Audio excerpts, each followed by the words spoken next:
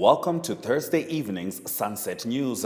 In this half hour, we bring you the latest news, stories from the community, economic indicators, tomorrow's weather, and sport. I am Ashwin Berry. In the news tonight, the Namibian police is searching for 6 well-known suspects in connection with an armed robbery and stock theft case that was reported earlier this week in the Omaruru district. Initially, 4 armed suspects attacked 2 victims on Farmer Oshumue Nord on Monday evening. After tying the victims up, the suspects slaughtered a total of 24 sheep, 5 goats, and 3 cattle, and called in help from friends to load the meat as well as other goods.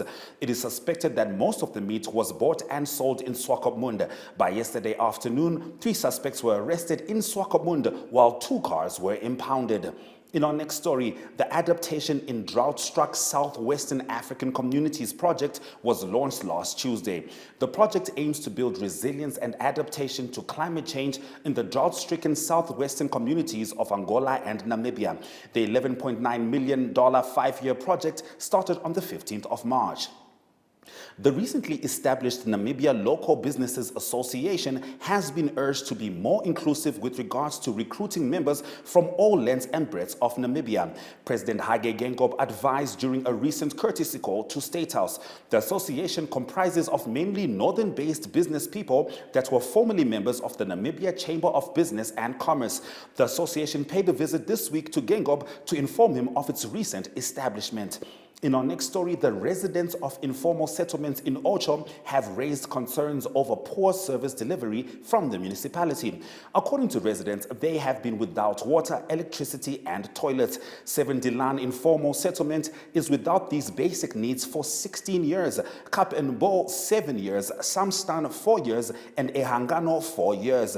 The residents also added that the lack of electricity has caused a rise in gender-based violence in the informal settlements, as it is usually dark. Now, supply chain and logistical disruptions on Ukrainian and Russian grain and oilseed production and restrictions on Russia's exports will have significant food security repercussions. This is especially true for some 50 countries that depend on Russia and Ukraine for 30% or more of their wheat supply. Many of them are least developed countries or low-income food deficit countries in Africa, Asia, and the Near East, says Ku Dongyu, Director General of the Food and Agriculture Organization of the United Nations. In the last of our top stories, the Minister of Justice Yvonne Dowsab has this week asked Parliament to ratify agreements for cooperation in legal matters with Russia and Botswana. On Tuesday, she also asked the National Assembly to ratify an extradition treaty with Botswana. Have a look at this clip from the Parliament of the Republic of Namibia. I rise to motivate the ratification of the agreement on cooperation between the Ministry of Justice of the Republic of Namibia and the Ministry of Justice of the Russian Federation. I rise to motivate the ratification of the Treaty on Mutual Legal Assistance in Criminal Matters with the Republic of Botswana. I rise to motivate the ratification of the Treaty on Extradition with the Republic of Botswana. The Republic of Botswana is a designated country as provided for by Section 4.1b of our Extradition Act. Namibia and Botswana share a common border measuring 1,544 kilometers, and cross-border activities take place on a daily basis. Persons involved in criminal activities such as transnational or other organized crimes know no borders. That brings us to the end of our top stories. In Community Talk tonight, the governor of Oshana region, Elia Irimari, handed over 22 wheelchairs to 11 constituencies. More after the break.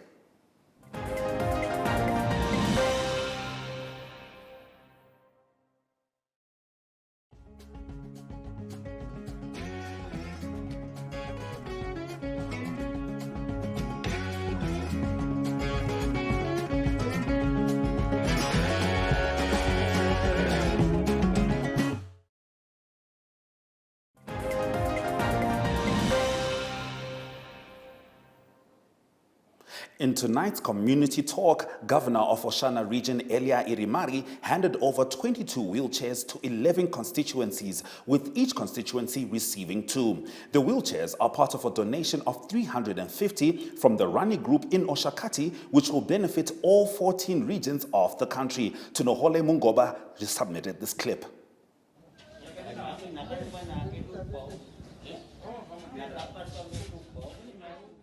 Is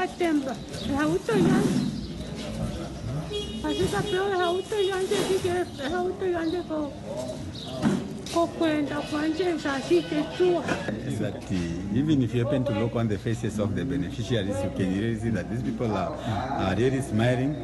That one is a clear indication, or rather demonstration to them that these people are very, very happy for what they are being given. I think they can now move freely. They can visit wherever rooms in their houses. They can go outside. Some of them, they can also go for shopping, either to offices, wherever they want to go.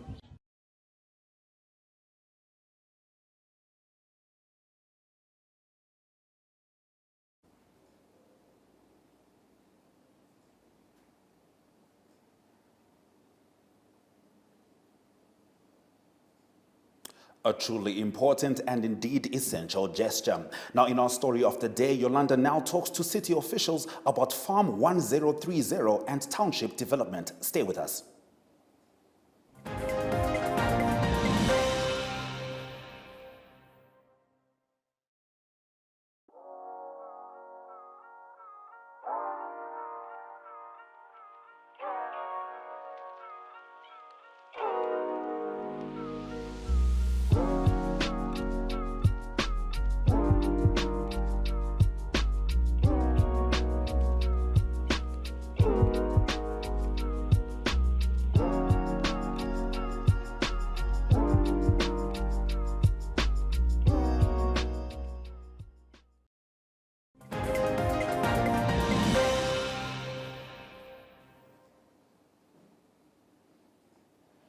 In our story of the day, the city of Windhoek has given notice and intends to apply for the subdivision of the remainder of Farm 1030 and township development. Yolanda now talks to city officials.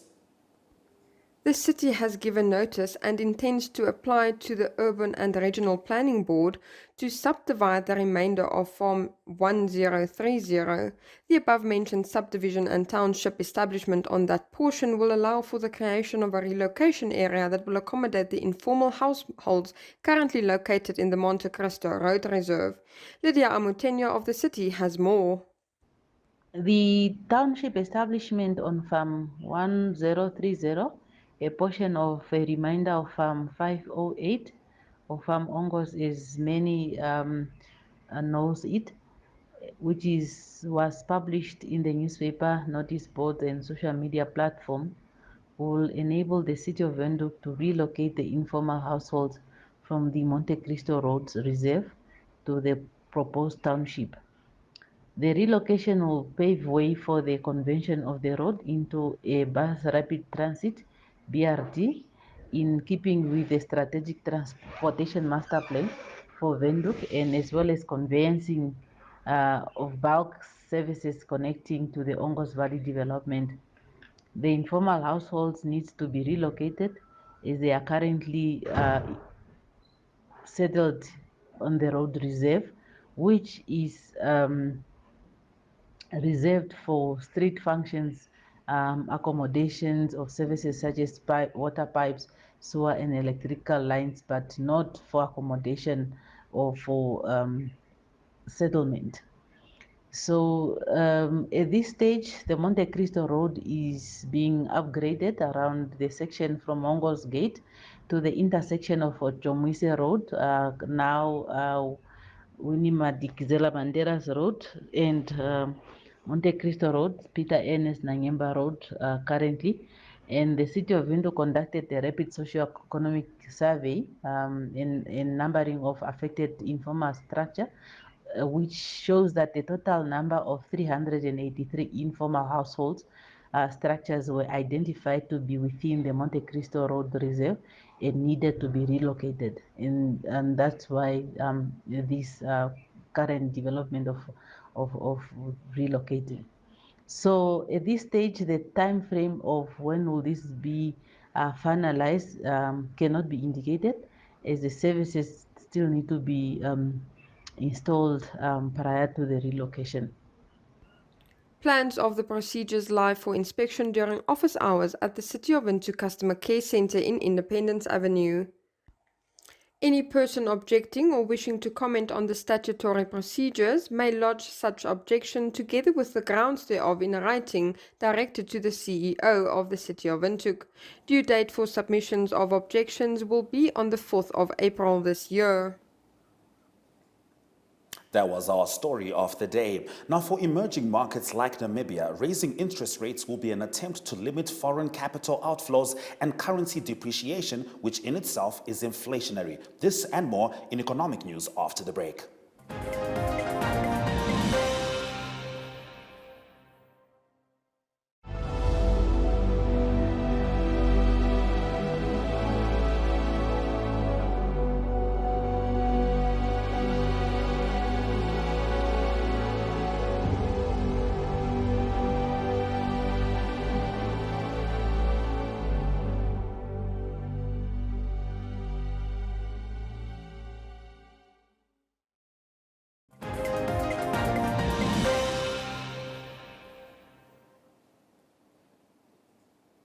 Thank you for staying with Sunset News. Let's get into your economic news stories. Domestic inflation forecasts are expected to be driven mainly by supply side rather than demand side factors. Simone Storm argues that raising interest will do little to control inflation. Probabilities of recessions have increased as a result of surging global oil prices, and supply chain constraints and logistics costs have intensified with disruptions in Ukraine and Russia. For emerging markets like Namibia, raising interest rates will be an attempt to limit foreign capital outflows and currency depreciation, which in itself is inflationary. In our next story, the Namibia Statistics Agency and the Northern Electricity Distributor has signed a memorandum of understanding that aims to establish a collaborative and cooperative relationship on the development of the national spatial data infrastructure. It further aims to improve the production, sharing, and use of spatial data. Let's have a look at your economic indicators. The Namibian dollar is down against all major currencies.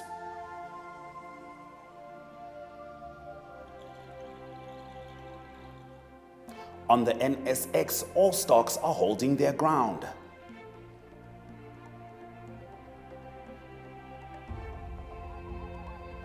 The overall index closed on a 1.57% uptick.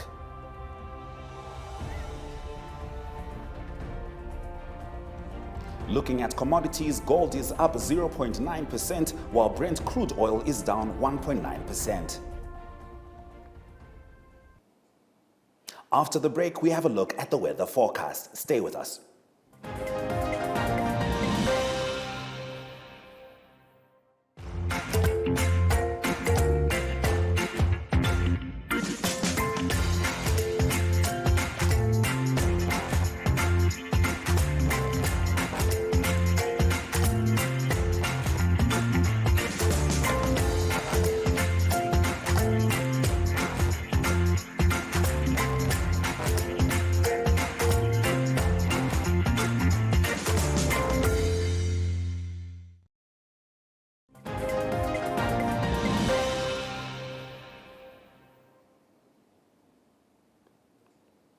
Thank you for staying with Sunset News. Let's look at what you can expect with regards to the weather. Rundu can expect some rains with a minimum of 19 degrees, and Khobabis is sunny with a maximum of 29 degrees. Oshakati and Oshana are the hottest in the country with 34-degree maximums. And you can expect partly cloudy conditions in Rehoboth with a 28-degree maximum, while sunny conditions grace Keetmanshoop and Aranos with 32-degree maximums projected for both towns. In the international news slot, we give you an update on the Russian invasion of Ukraine. Stay with us.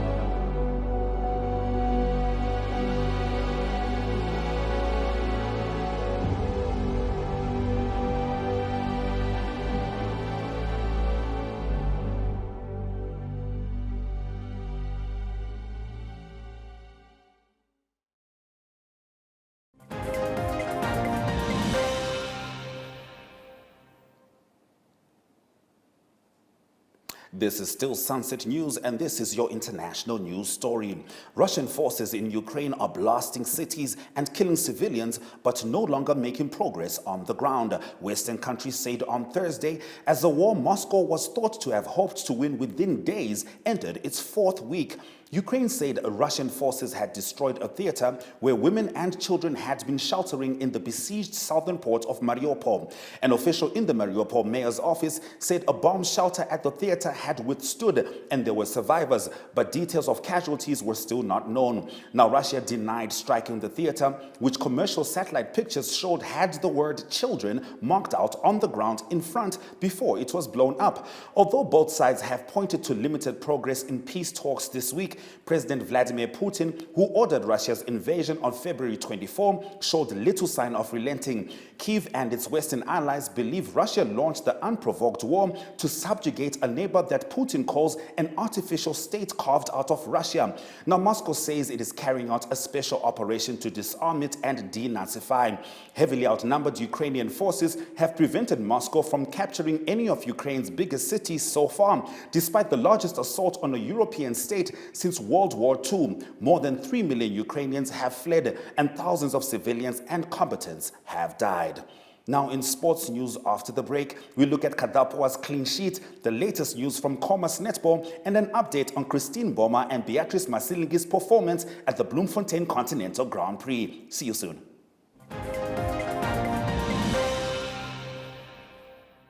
The My.NA Property Show provides viewers with the best-in-class property content, from looking for the perfect house to transforming it to the perfect home, with focus on interior designing, transforming your garden into a tranquil haven, to going green and having the funds and security of financing and insurance. The My.NA Property Show has it all. Tune in and make your house a home with our monthly My.NA Property Show on Wednesday evenings at 6:30 on all the NMH Facebook platforms and our website TV channel 1up2, 1up2.com.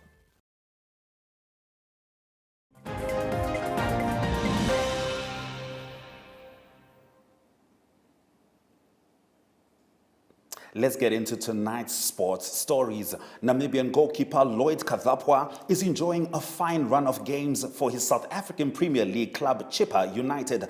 Kadapoa has featured in the club's last 3 matches, displaying fine and confident goalkeeping. Just yesterday, Kadapoa secured his first clean sheet for United following the club's 0-0 draw against Marumo Gallants FC.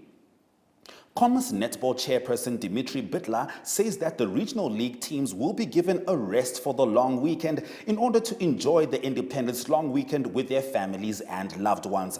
Bitler added that the teams will only resume action as from next week. He, however, urges players to continue training, even if they are off, in order to keep the consistency in their play going into next weekend.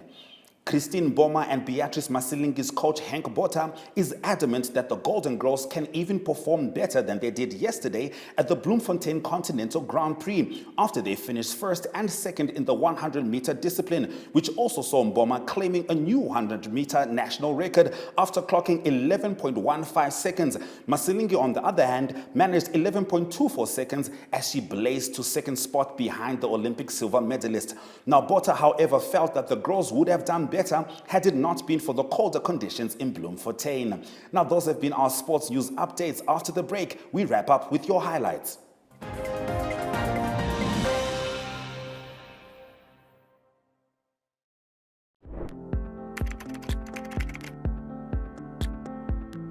We can prevent violence against women before it happens. It means tackling the root causes of violence, working with men and boys to end power over women, which is often normalized and justified.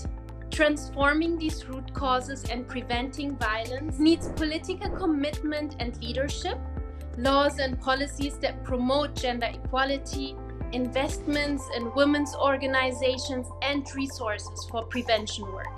But prevention also starts with you. You can start by educating yourself. Speak out when you get a chance, advocate for survivors' rights, and always listen to survivors. Preventing violence against women and girls before it actually happens is the most effective way of ending it. So let's start now.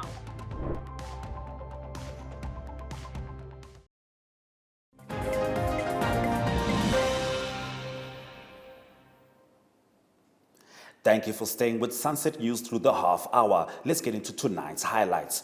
The Namibian police is searching for 6 well-known suspects in connection with an armed robbery and stock theft case that was reported earlier this week in the Omaruru district. It is suspected that most of the meat was bought and sold in Swakopmund. By yesterday afternoon, 3 suspects were arrested in Swakopmund while 2 cars were impounded.